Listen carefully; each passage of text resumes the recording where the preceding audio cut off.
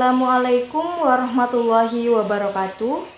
Yang saya hormati Ibu Nike Widya Kusumastuti SSMA selaku dosen mata kuliah semantik dan teman-teman semua yang berbahagia. Kami dari kelompok 7 semantik akan mempresentasikan materi perubahan makna. Berikut adalah anggota kelompok 7. Saya Agustin Linawati dengan NIM 21014-21050.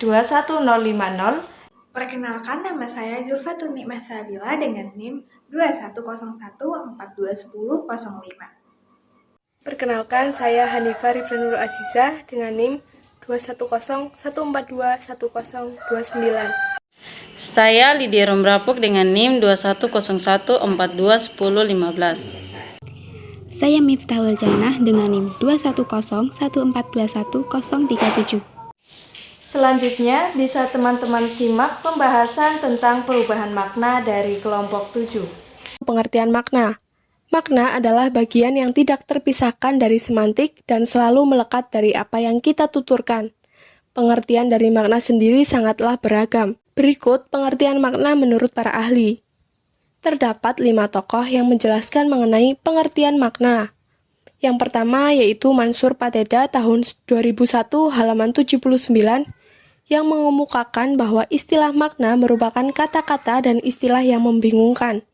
Makna tersebut selalu menyatu pada tuturan kata maupun kalimat. Yang kedua menurut Ullmann dalam Mansur Pateda tahun 2001 halaman 82 mengemukakan bahwa makna adalah hubungan antara makna dengan pengertian.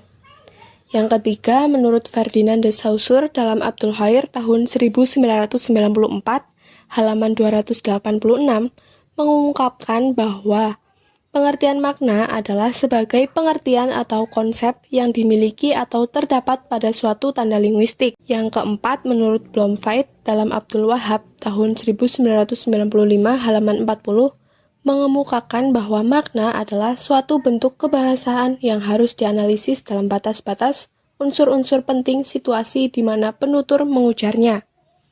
Kemudian yang terakhir menurut Aminuddin tahun 1998 halaman 50 mengemukakan bahwa makna merupakan hubungan antara bahasa dengan bahasa luar yang disepakati oleh pemakai bahasa sehingga dapat saling mengerti. Materi yang selanjutnya yaitu mengenai pengertian perubahan makna. Perubahan makna adalah pergeseran makna yang pertama ke makna yang selanjutnya. Terdapat 3 tokoh yang menjelaskan mengenai pengertian perubahan makna. Yang pertama menurut Tarigan tahun 1985 halaman 85 mengemukakan bahwa perubahan makna kerap kali berbarengan dengan perubahan sosial yang disebabkan oleh peperangan, perpindahan penduduk, kemajuan teknologi dan ilmu pengetahuan, ekonomi, budaya, dan faktor-faktor lainnya. Yang kedua, menurut Pateda tahun 1996, halaman 159, yang berpendapat bahwa perubahan makna menyangkut pelemahan, pembatasan, penggantian, penggeseran, perluasan, dan juga kekaburan makna. Kemudian yang terakhir, menurut Hoyer tahun 1994, halaman 310, yang mengemukakan bahwa perluasan makna adalah akibat dari faktor-faktor sebagai perkembangan bahasa. Faktor-faktor yang dimaksud adalah faktor kebahasaan, faktor kesejarahan, faktor sosial, faktor psikologis, faktor pengaruh bahasa asing, faktor tanggap indera, faktor penyingkatan, faktor gramatikal, faktor pengembangan istilah, dan faktor kebutuhan akan kata-kata baru. Jenis-jenis perubahan makna. Menurut Hoyer tahun 1995 halaman 141 mengemukakan bahwa ada beberapa jenis perubahan makna, antara lain perubahan meluas, perubahan menyempit, perubahan total, penghalusan, dan pengerasan. Jenis perubahan makna yang pertama yaitu makna meluas. Menurut Abdul Khair tahun 1995 halaman 141 mengemukakan bahwa perubahan makna meluas adalah gejala yang terjadi pada sebuah kata atau laksem yang pada mulanya hanya memiliki sebuah makna, tetapi karena berbagai faktor yang terjadi sehingga memiliki makna-makna lain. Kemudian Jaya Sudarma tahun 1993 halaman 75 mengemukakan bahwa Meluas disebutnya perluasan akibat dari hubungan kata yang terdahulu dengan kata yang sekarang meluas penggunaannya. Sedangkan Pateda tahun 1996 halaman 189 mengemukakan bahwa perluasan makna akibat dari masyarakat pemakai bahasa, apakah dengan jalan analogi atau dengan swadaya bahasa itu sendiri meluaskan makna pada sebuah kata. Sebagai contoh, kata saudara yang pada awalnya bermakna seperut atau sekandungan, kemudian berkembang maknanya menjadi siapa saja yang ada pertalian darah atau sepupu atau orang yang dianggap saudara. Jenis perubahan makna yang kedua yaitu makna menyempit. Hoyer tahun 1995 halaman 143 mengemukakan bahwa makna menyempit adalah gejala yang terjadi pada sebuah kata yang pada mulanya mempunyai makna yang cukup luas. Kemudian, makna tersebut berubah menjadi terbatas hanya pada sebuah makna saja. Kemudian, Jaya Sudarma tahun 1993 halaman 77 mengemukakan bahwa menyempit adalah batasan makna yaitu yang memiliki lebih terbatas dibanding dengan makna semula. Sebagai contoh, kata sarjana yang pada mulanya bermakna sebagai orang berilmu. Tetapi sekarang kata sarjana hanya diperuntukkan bagi orang yang telah menempuh pendidikan tinggi. Kemudian kata ahli yang pada awalnya bermakna orang satu keluarga yang sama garis keturunan. Tetapi sekarang kata ahli bermakna macam-macam, misalnya ahli penyakit, ahli kubur, dan sebagainya. Kemudian jenis perubahan makna yang ketiga yaitu perubahan total. Hoyer tahun 1995 halaman 143 mengemukakan bahwa perubahan total adalah berubahnya sama sekali makna tersebut sebuah kata dari makna asalnya. Sedangkan Pateda tahun 1996 halaman 196 mengemukakan bahwa lambang tetap acuan berubah atau makna tetap lambang berubah. Contoh perubahan kata ceramah yang dahulu bermakna cerewet atau banyak cakap. Tetapi sekarang kata ceramah bermakna pidato atau uraian. Kemudian kata seni, kebiasaannya yang selalu dihubungkan dengan air kencing. Tetapi sekarang dihubungkan dengan banyak hal, misalnya seni musik, seni bela diri, dan selanjutnya kata berlayar. Kini tetap dipertahankan walaupun orang berpergian tidak menggunakan perahu layar. Jenis perubahan makna yang keempat yaitu penghalusan makna.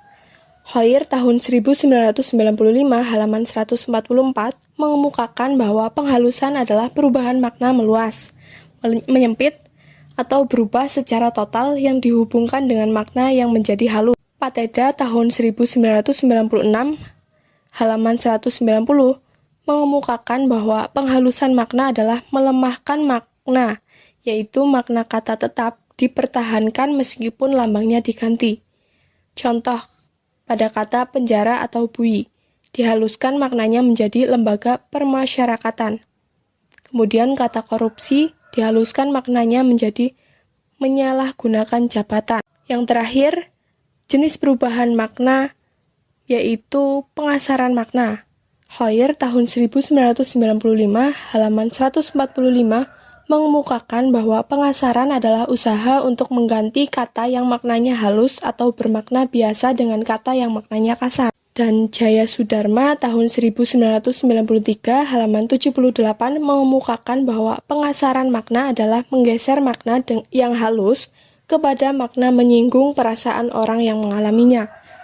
Usaha atau gejala pengasaran ini biasanya dilakukan orang dalam situasi yang tidak ramah atau untuk menunjukkan kejengkelan. Misalnya, kata atau ungkapan masuk kotak dipakai untuk mengganti kalah seperti dalam kalimat Dina sudah masuk kotak.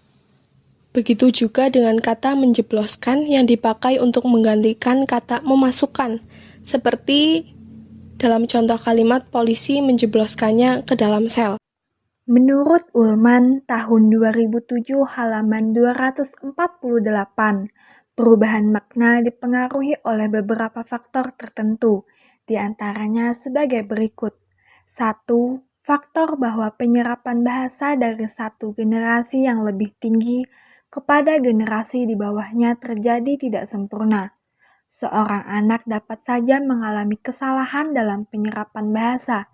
Dalam banyak hal, kesalahan tersebut dapat saja dikoreksi sebelum berkelanjutan, tetapi dikarenakan berbagai hal, jika pengoreksian ini tidak berlangsung, suatu perubahan makna secara perlahan-lahan terjadi dan kemudian perubahan tersebut lama-kelamaan menjadi sebuah pelaziman. Misalnya kata tasbih, yang arti asalnya merujuk pada doa. Karena faktor kesalahpengertian antar generasi, kata tasbih kemudian dimaknai sebagai alat yang digunakan untuk menghitung kalimat Subhanallah, Alhamdulillah, Allahu Akbar, atau La ilaha illallah, dan bentuk seperti butiran-butiran monte yang dilubangi dan dirangkai dengan menggunakan benang. Kedua, faktor kekaburan makna atau makna yang samar-samar. Banyaknya aspek dalam kata, kurangnya keakraban, tidak adanya batas makna yang jelas, mempermudah bergesernya penggunaan makna. Misalnya, makna asal dari kata alot dalam dialek Jawa adalah masih samar, yakni maknanya antara liat atau keras atau kenyal untuk daging. Namun, seiring bergantinya waktu, kata tersebut sering dihubungkan dengan gabungan kata seperti tanah liat, sehingga yang kelihatannya tidak sesuai, maka maknanya menjadi semakin beragam pula. Ketiga, perubahan makna juga dapat difaktorkan oleh perkembangan sosial, budaya, dan perkembangan teknologi yang terjadi dalam masyarakat pemakaian bahasa. Adapun menurut Taufik Rohman, tahun 2008, halaman 95, bahwa faktor-faktor lain yang dapat mempengaruhi perubahan makna pada sebuah kata diantaranya sebagai berikut. 1. Faktor bahasa. Artinya, perubahan makna yang terjadi akibat proses bahasa, contohnya kata menolong. Jika secara sintaksis berubah menjadi ditolong, maka mengalami perubahan makna pasif. Kedua, faktor sejarah. Artinya, terdapat perubahan makna akibat dari kebutuhan kata baru dalam masyarakat penutur bahasa. Faktor ini juga dapat disejajarkan dengan faktor kemajuan teknologi. Contohnya, perkembangan di bidang komputer sehingga muncul istilah-istilah file, Windows. Padahal makna aslinya tempat penyimpanan dan jendela. Ketiga, faktor para penutur bahasa yang dipengaruhi oleh perubahan tanggapan indera, seperti rasa pedas, asin, manis, dan pahit ditangkap oleh indera perasa yakni lidah. Sementara gejala gelap dan terang ditangkap oleh indera penglihatan, yakni mata, dan gejala yang berhubungan dengan bunyi ditangkap oleh indera telinga, contohnya pada kalimat wajahnya manis. Kata manis yang seharusnya ditangkap oleh indera perasa, tetapi yang terjadi kata manis dalam kalimat tersebut ditangkap oleh indera penglihatan, yakni mata. Keempat, faktor serapan dari bahasa asing. Terdapat sebuah kenyataan bahwa sebagian besar bahasa manusia atau bahkan keseluruhan bahasa manusia terdampak oleh bahasa lain.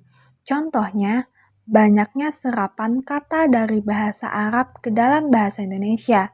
Sepertinya kata syahbatun dalam bahasa Arab terserap dengan murni ke dalam bahasa Indonesia menjadi kata sahabat. Bentuk-bentuk perubahan makna tersebut antara lain 1. Penambahan atau perluasan makna merupakan suatu proses perubahan makna yang dialami oleh sebuah kata yang pada awalnya mengandung suatu makna khusus, kemudian maknanya meluas sehingga melingkupi sebuah kelas makna yang lebih umum. Contohnya pada kata kepala. Makna asalnya adalah anggota tubuh bagian atas tempat otak. Namun makna sekarang adalah digunakan untuk sebuah jabatan seperti dalam kalimat kepala sekolah. Kedua, penyempitan atau pembatasan makna adalah suatu proses yang dialami sebuah kata karena makna yang lama lebih luas cakupan maknanya daripada makna yang baru. Contohnya pada kata skripsi. Makna asalnya adalah tulisan tangan, namun makna sekarang adalah kini menyempit dan berarti karangan ilmiah yang wajib ditulis oleh mahasiswa sebagai bagian dari persyaratan akhir pendidikan akademisi. Ketiga, perubahan makna merupakan perubahan semantik kalimat antara yang lalu dan yang sekarang. Perubahan ini terjadi karena adanya motif keserupaan maupun ketidakserupaan. Contohnya pada kata midzai yang dimaknai dengan makna penyiar radio, yang pada awalnya kata ini bermakna seseorang yang tidak dapat menyimpan berita. Keempat, ameliorasi adalah suatu proses perubahan makna, yakni makna yang baru dirasakan lebih tinggi atau lebih baik dari makna sebelumnya. Maksud dari istilah ameliorasi bahwa terdapat beberapa kata yang mengalami suatu kondisi, tetapi makna dari kata tersebut tetap dipertahankan meskipun lambangnya diganti. Contohnya pada kata al-safinah yang dulu dipakai untuk menunjuk istilah sampan, kemudian berkembang menjadi makna perahu seperti sekarang ini. 5. Peorasi adalah proses perubahan makna sebagai kebalikan dari ameliorasi. Dalam peorasi ini, arti atau makna yang baru dirasakan lebih rendah nilainya daripada arti lama.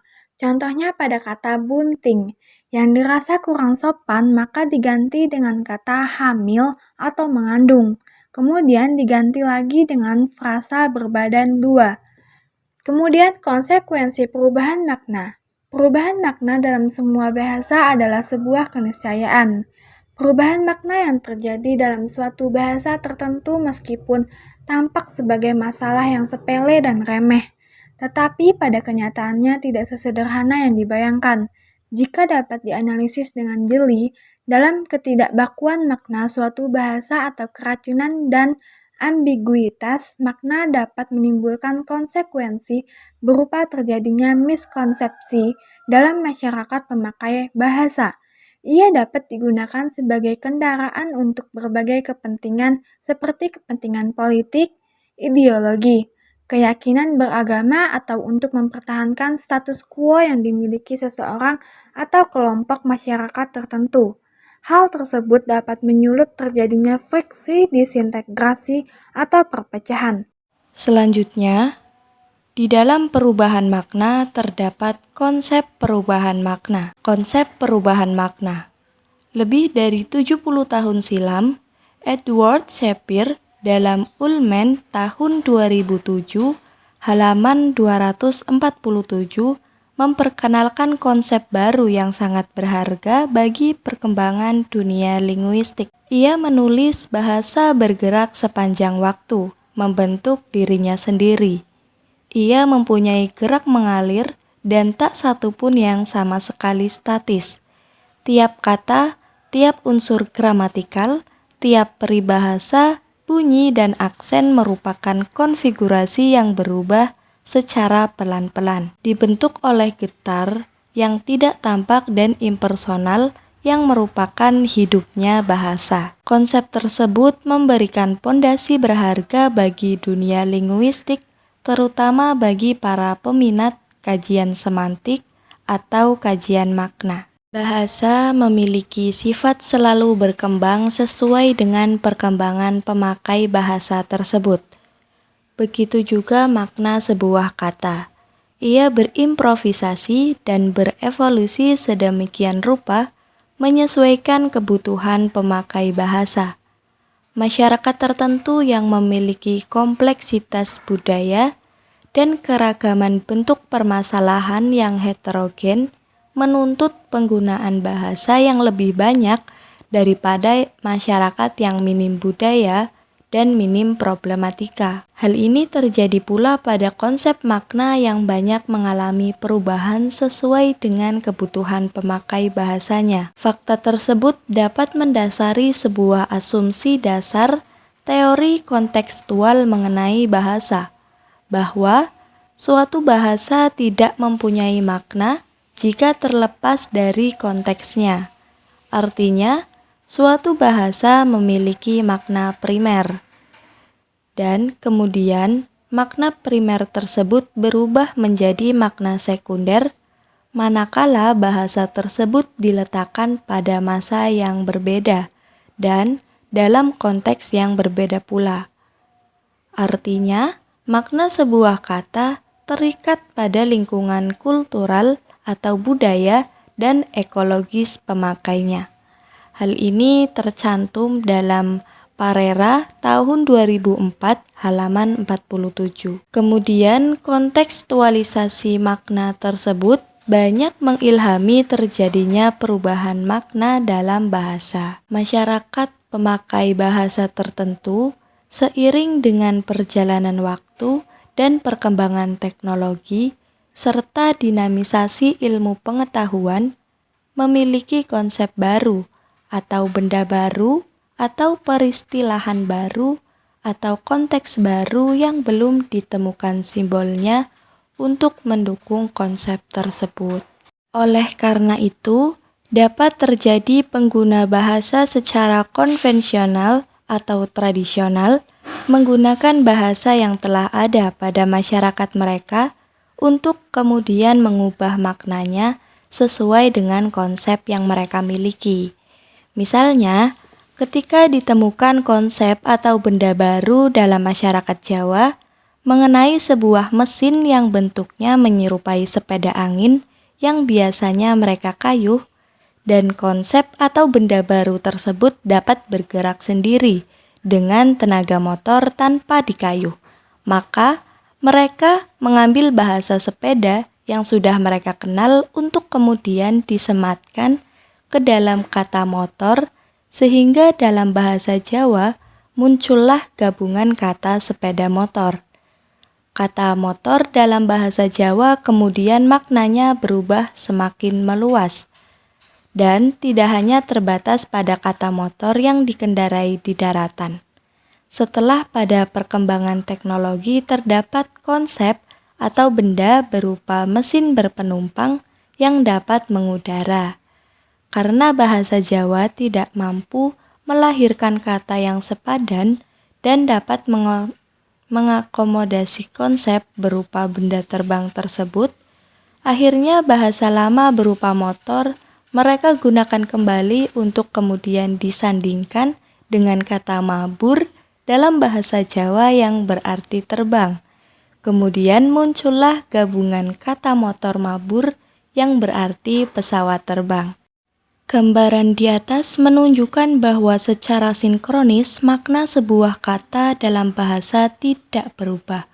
Tetapi studi secara diakronis membuktikan bahwa ternyata makna atau leksem sebuah bahasa mengalami perubahan-perubahan tertentu. Maksudnya, dalam waktu yang relatif singkat, perubahan tersebut tidak terlalu tampak. Tetapi dalam waktu yang relatif lama, seiring dengan dinamisasi zaman, sebuah kata mengalami perubahan makna yang besar, meskipun perubahan tersebut tidak terjadi pada semua kata atau leksem. Proses perubahan makna. Salah satu aspek dari perubahan bahasa adalah perubahan makna. Perubahan makna ini menjadi sasaran kajian semantik historis. Fakta menunjukkan bahwa terdapat banyak kata dengan berbagai macam yang mengakibatkan suatu kata. Misalnya kata A bila dihubungkan dengan kata B akan mempunyai jenis hubungan yang berbeda bila kata A tersebut dihubungkan dengan kata lain, misalnya C. Menurut Jaja Sudarma, perubahan makna dapat dianggap sebagai akibat hasil proses yang disebabkan oleh hubungan sintakmatik, rumpang di dalam kosakata, perubahan konotasi, peralihan dari pengacuan abstrak, timbulnya gejala sinestesia, dan penerjemahan harfiah. Penyebab yang pertama adalah hubungan sintakmatik. Satuan leksikal dapat mengalami perubahan arti karena yang pertama akibat kekeliruan pemenggalan morfem-morfemnya. Misalnya, di dalam bahasa Indonesia, pramugari, yaitu dari bahasa Jawa pra dan mugari, artinya pembantu tuan rumah pada peralatan. Di dalam bahasa Indonesia mengalami salah pemenggalan menjadi pramu dan gari, bukan lagi pramugari, tapi menjadi pramugari. Kemudian pramu dihubungkan dengan makna pemberi jasa atau pelayan dan menjadi go public sehingga muncul kata pramuniaga, pramuwisma, dan lainnya. Demikian pula bentuk remaja yang berasal dari remaja putra, anak belasan tahun antara 11 atau 13 tahun yang pada gilirannya berasal dari raja putra, artinya anak raja. Kemudian, satuan leksikal dapat mengalami perubahan makna akibat persandingan yang lazim atau teradat, yang disebut kolokasi. Misalnya, bentuk kata nasib yang dapat bersanding dengan baik dan buruk. Dan yang lebih sering muncul adalah nasib buruk daripada nasib baik. Maka lama-kelamaan nasib bermakna konotatif buruk. Selanjutnya, makna satuan leksikal dapat berubah sebagai akibat penghilangan salah satu unsurnya. Misalnya, tidak semena-mena yang berarti sewenang-wenang. Unsur keduanya dari bahasa Sanskerta, samana yang artinya seimbang, menjadi semena-mena dengan arti yang sama, yaitu sewenang-wenang. Demikian pula bentuk acuh tak acuh yang berarti tidak menghiraukan, menjadi acuh dengan arti yang sama, yaitu tidak menghiraukan. Kemudian, penyebab proses perubahan makna yang kedua adalah rumpang di dalam kosakata. Hubungan yang terjadi pada perubahan kata adalah rumpang dalam kosakata. Artinya, kadang-kadang di dalam bahasa terjadi kekurangan bentuk untuk menamakan sesuatu. Penutur bahasa dapat memilih satuan leksikal yang ada dan menyempitkan makna, meluaskan makna, ataupun memakai metafora. Yang pertama, menyempitkan maknanya. Makna menyempit yaitu gejala pada suatu kata yang awalnya memiliki makna yang luas, kemudian hanya terbatas pada sebuah makna saja. Contohnya, kata sarjana dulu hanya digunakan untuk menyebut orang yang cerdik dan pandai, tapi sekarang hanya digunakan untuk menyebut orang yang sudah lulus dari perguruan tinggi. Contoh lain, kata motor di dalam bahasa aslinya menunjukkan pada semua alat penggerak. Di dalam bahasa Indonesia, kata ini kemudian mengalami penyempitan makna, yakni sepeda motor. Yang kedua adalah meluaskan makna satuan leksikal. Meluas atau generalisasi yaitu pada awalnya hanya memiliki makna karena beberapa faktor, sehingga menjadikannya memiliki makna-makna lain. Misalnya, di samping saudara kandung dan ibu kandung, muncul pula ayah kandung. Walaupun ayah tidak pernah bersalin atau mengandung, dan ayah tidak berasal dari satu kandung, bentuk kandung kemudian memiliki hubungan pertalian kekerabatan. Hal yang sama terjadi pada ibu, bapak, dan saudara. Yang ketiga adalah dengan memakai metafora atau kiasan. Misalnya, lapisan masyarakat. Pada kenyataannya, hanya sebagai perbandingan dengan benda yang berlapis-lapis dan yang dimaksud adalah kelas-kelas masyarakat. Demikian pula angkatan bersenjata. Padahal, yang mengangkat senjata belum tentu kesatuan bersenjata atau tukang catut. Catut sendiri asal maknanya adalah alat pencabut paku. Maknanya kemudian menjadi sama dengan calo, dan tukang di dalam hal ini sama maknanya dengan ahli. Kemudian yang keempat, acuan yang ada di luar bahasa. Perubahan makna dapat terjadi akibat berkembangnya acuan tersebut, sehingga makna leksikal berkembang pula. Misalnya, bentuk merakit dan perakitan yang bermakna menyatukan komponen-komponen di bidang otomotif sehingga dipakai sebagai padanan assemble atau assembling. Contoh lain adalah bentuk kereta api yang acuannya berkembang dari kereta yang bergerak dengan tenaga uap ke kereta dengan sumber tenaga listrik atau diesel. Satuan istilah kereta api sebagai istilah umum sekarang juga yang mencakup istilah kereta rel listrik KRL atau kereta rel diesel KRD. Demikian pula terjadi pada kata-kata merangkum atau mengumpulkan sesuatu menjadi satu, menjadi merangkum cerita, mengikhtisarkan. Yang ketiga adalah sinestesia. Sinestesia adalah proses perubahan makna yang terjadi akibat pertukaran tanggapan antara dua indera yang berbeda. Sinestesia dapat mengakibatkan perubahan makna. Pengalaman pahit terjadi kombinasi antara penerapan indera perasa yaitu pengalaman dan indera pengecap yaitu pahit. Pada muka masam terjadi kombinasi antara indera penglihat yaitu muka dengan indera perasa yaitu asam. Pada suara tajam terjadi penggabungan indera pendengar yaitu suara dengan indera perasa yaitu tajam. Penggabungan dua macam tanggapan indera ini dapat dikatakan sebagai perubahan makna akibat pertukaran tanggapan indera karena tampaknya sama. Lalu, penyebab proses perubahan makna yang terakhir adalah penerjemahan harfiah. Pemungutan konsep baru yang diungkapkan di dalam bahasa lain terjadi juga lewat penerjemahan kata demi kata, sehingga bentuk terjemahan itu memperoleh arti atau makna baru yang tidak dimiliki sebelumnya. Salah satu akibat proses perubahan makna yang terjadi adalah adanya satuan leksikal kuno dan satuan leksikal usang. Satuan leksikal yang kuno antara lain kehilangan acuannya yang berada di luar bahasa masa kini. Sedangkan satuan leksikal yang usang menurun frekuensinya antara lain karena konotasi yang dimilikinya. Kadang-kadang satuan leksikal yang kuno atau usang digunakan kembali dengan makna baru. Hal tersebut seperti terjadi di dalam pembentukan istilah Indonesia. Kata kuno adalah satuan leksikal yang kehilangan acuannya di luar bahasa, mempunyai konotasi masa yang silam, berasal dari leksikon bahasa pada taraf sebelumnya atau masih dapat dikenali secara tepat ataupun secara kurang tepat oleh penutur bahasa yang bersangkutan. Bentuk kuno antara lain Ancala yang berarti gunung, Andaka, banteng, bahana terang, balian dukun, baginda yang bahagia, cetera, payung kebesaran, curik, golok, graha, rumah, indraloka, surga. Sementara kata usang adalah satuan leksikon yang syarat dengan konotasi. Beberapa contoh kata usang yaitu babu berarti pembantu rumah tangga wanita, jongos yang berarti pembantu rumah tangga pria, kacung atau anak laki-laki, kuli atau pekerja kasar, pelacur atau tunasusila, Nasakom atau nasionalisme agama komunis, Rodi atau kerja paksa, dan Romusa atau pelaku kerja paksa pada zaman Jepang. Baik bentuk-bentuk kuno maupun bentuk-bentuk usang dapat dipengaruhi oleh pemungutan arti. Karena dengan semakin berkembangnya teknologi, saling pengaruh antar bahasa yang diakibatkan oleh komunikasi semakin tinggi pula. Bentukan baru yang memakai unsur lama antara lain Satria Mandala dan Binagraha. Itu bentukan baru yang tidak disesuaikan dengan kaidah hukum, diterangkan menerangkan. Sebab bila mengikuti hukum diterangkan menerangkan seharusnya menjadi Mandala Satria dan Graha Bina. Perkembangan makna sebagai ajang semantik. Bahasa berkembang sesuai dengan perkembangan masyarakat bahasa dalam kehidupan. Salah satu perubahan yang dirasakan dalam bahasa adalah perkembangan makna.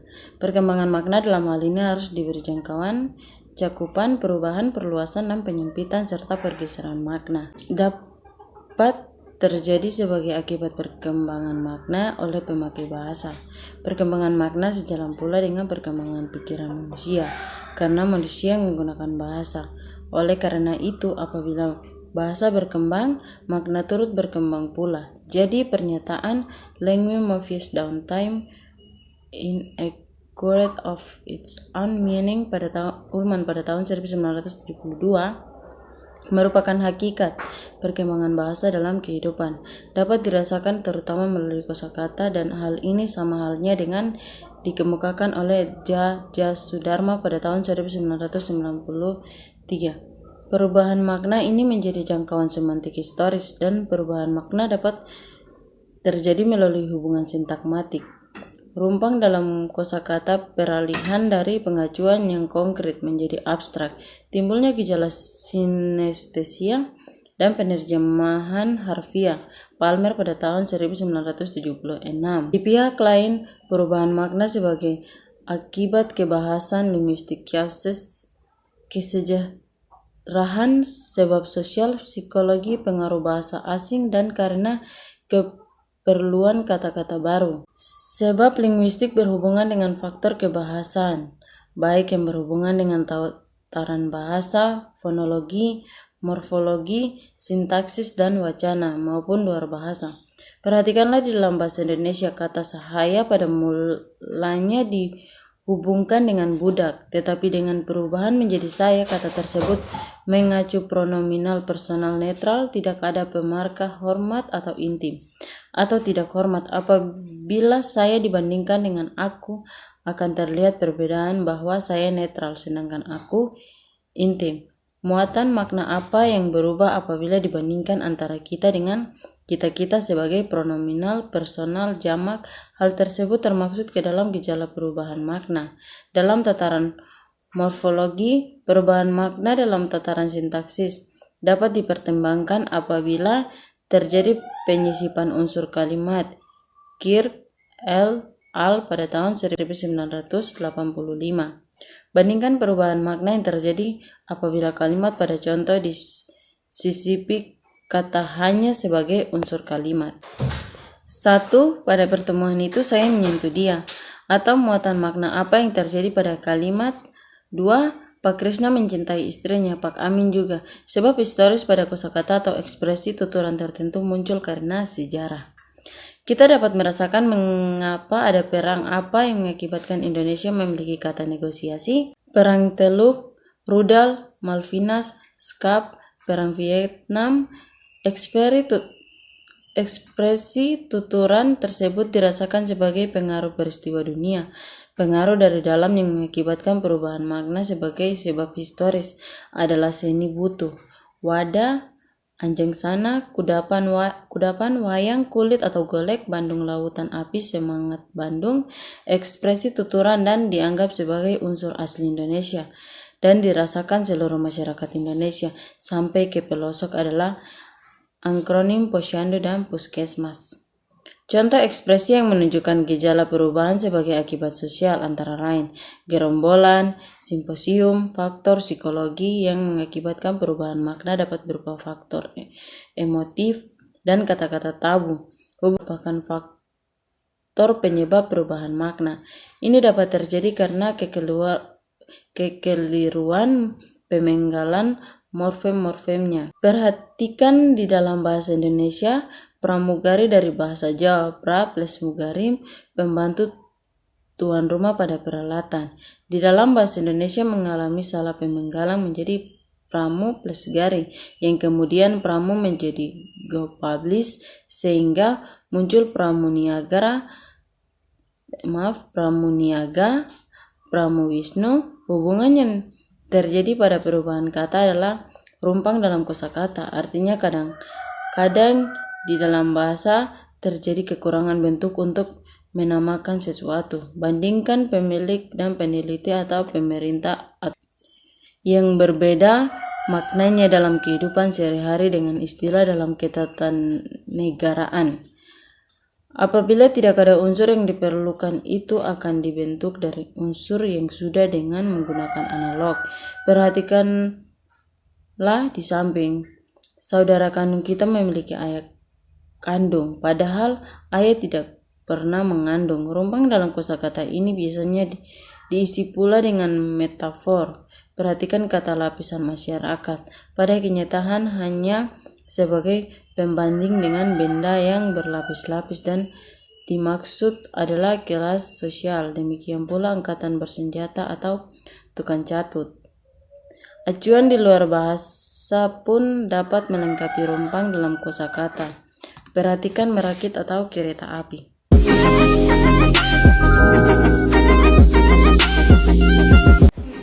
Saya selaku moderator mengucapkan banyak terima kasih kepada teman-teman semua yang telah menyimak pemaparan materi dari kelompok 7. Semoga materi yang kami sampaikan dapat bermanfaat bagi teman-teman semua. Kurang lebihnya saya mohon maaf. Wassalamualaikum warahmatullahi wabarakatuh.